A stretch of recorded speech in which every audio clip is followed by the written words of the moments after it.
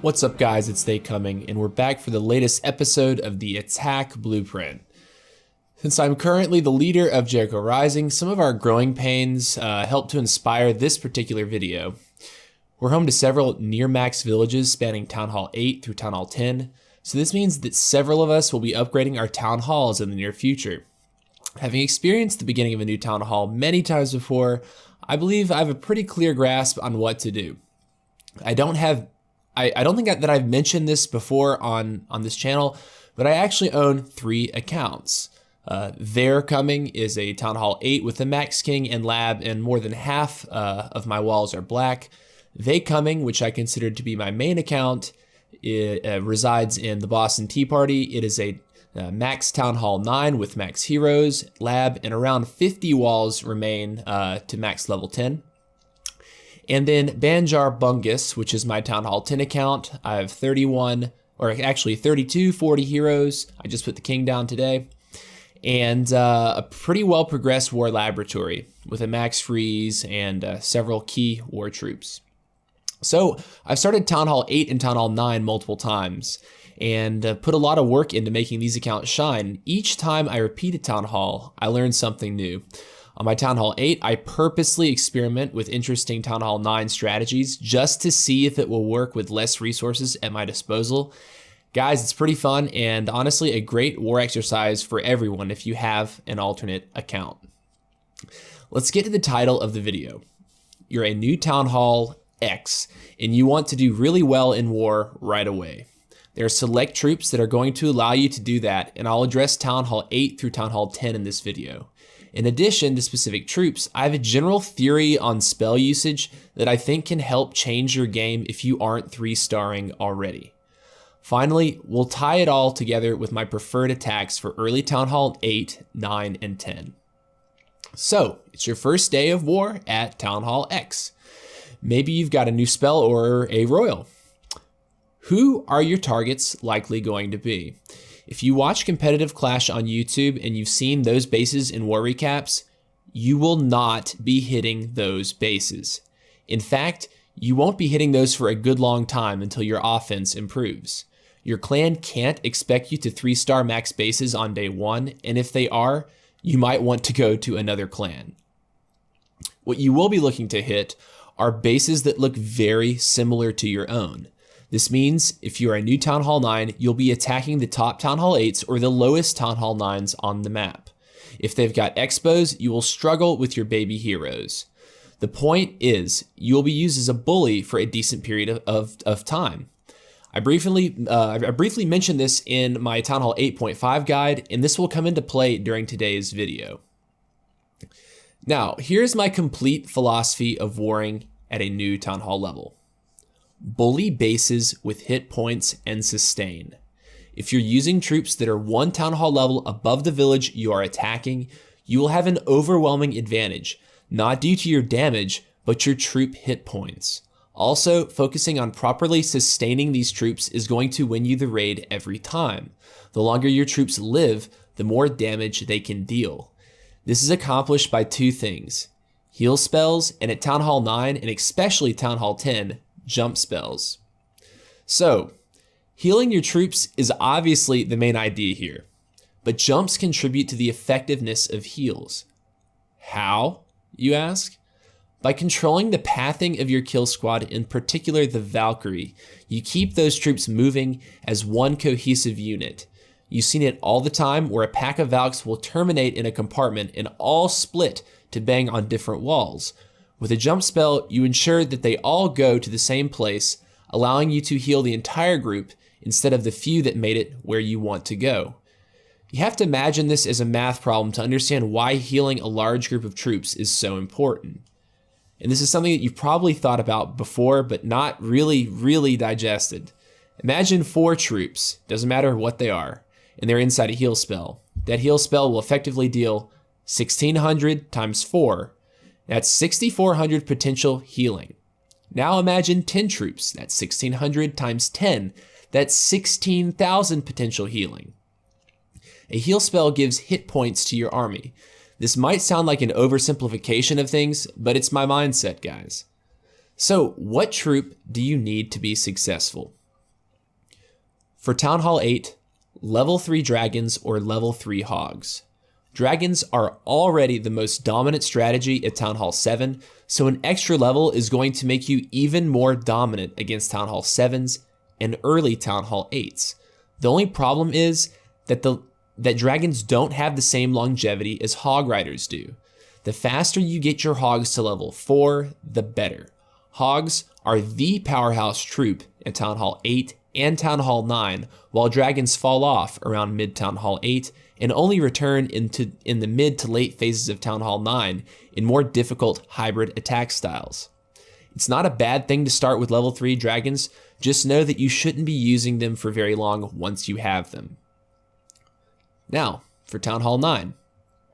Hogs to level 5.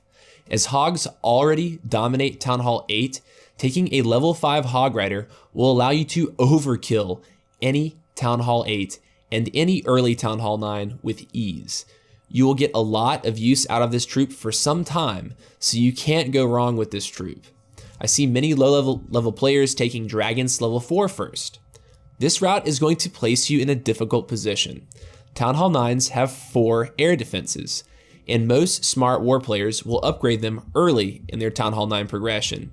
If someone has upgraded these ADs, it eliminates your option for a Zapquake because your Town Hall 8 Zapquake will not be able to take down a Town Hall 9 max air defense, unless you upgrade your Zap spell as well.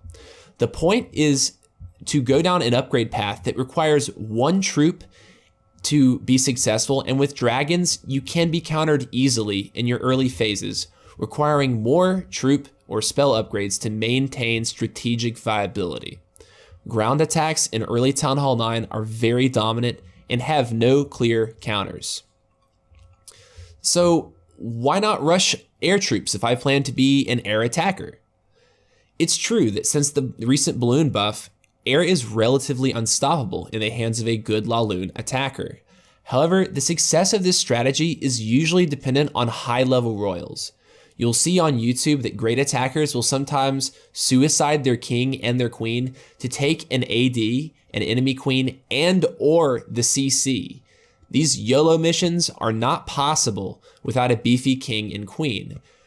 While you still have sub-teen royals, your best use for king and queen is to add them with a ground kill squad. My decision to go ground first in my philosophy is partially attributed to this and how you can get the most from low-level royals in a war attack. Alright, so now for Town Hall 10. Valks to level 5. Apart from being extremely sexy with their black shoulder guards, the max level Valkyries is a huge improvement over the level 4. You gain 200 additional hit points and a good amount of damage. The hit point increase is what makes these troops so strong. At 1,100 hit points apiece, your Valks will be very resistant to giant bombs and splash towers, and you should immediately notice the difference when you first start using this troop.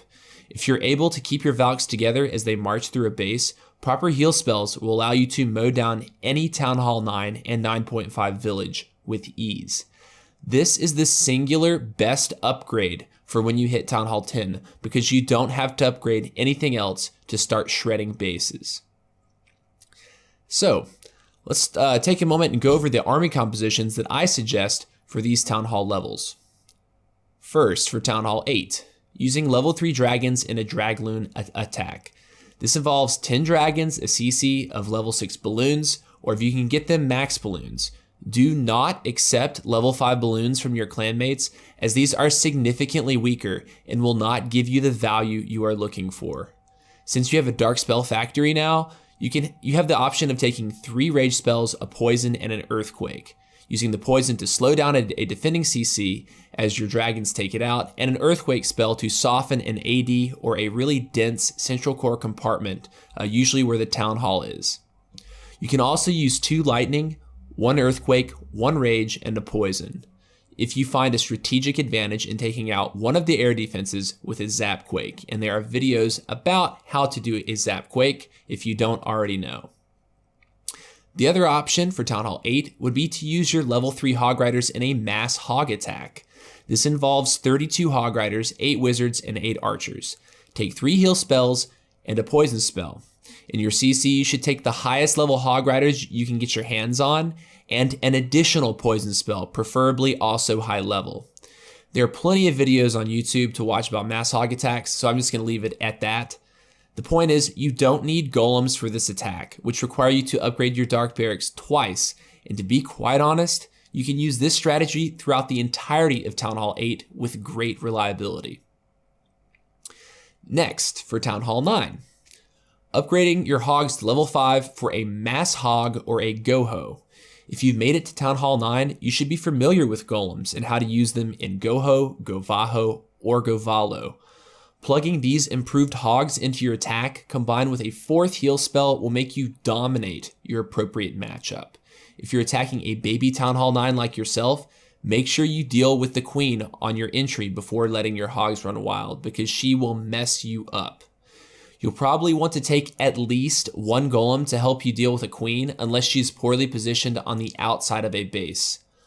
Composition for this would be 1 or 2 golems, 8 to 10 wizards, a few wall breakers, and the rest hog riders with CC hog riders. Spells can be 4 heals if you're hitting at Town Hall 8, in which case you can just mass hog it, and 3 heals 1 jump if you're attacking at Town Hall 9. The spell composition is flexible depending on what you're trying to accomplish with your golem kill squad. Just make sure that you're taking out the queen.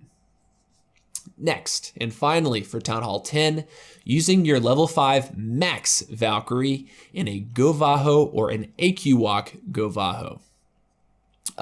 Since starting off at Town Hall 10, I've personally been using this strategy myself. I think I failed on a max Town Hall 9 once, and it was because I got a little too cocky and just disregarded traps. The spell composition for this strategy is very important, guys. If you're taking a Queen Walk component, you need 1 rage, 2 heal, and 2 jump. Yes, 2 jumps. The rage should obviously be used for the queen and her CC encounter. The 2 heals and 2 jump should be used for your Valk golem kill squad, just to allow these Valks to dance through most anti-3-star layouts with ease. And of course, using your Hog Riders to support compartments that the Valks are intended to breeze past as they sort of cruise through. In my last, actually, well, it wasn't my last war, I guess, it was a few wars ago, with Jericho Rising, I actually ran this on a really beautifully progressed 9.5 base with upgraded wizard towers and some point defenses. He just didn't have the extra expo or infernos, and I crushed it without losing 2 or 3 of my 14 Valkyries. Both the Archer Queen and the Barbarian King survived the raid with full health, along with several Hog Riders. And guys, it was a beautiful looking Town Hall 9.5, very similar to my own, with all level 10 walls, and he'd already started his lava walls, so it was a legit 9.5, and this attack crushed it. If you choose not to take a Queen Walk component, you may want to take 1 or 2 golems in place of the healers. Spells for this option should be 3 heal and 2 jump. The biggest mistake people end up making when they use Valks at Town Hall 9 is trying to rage them.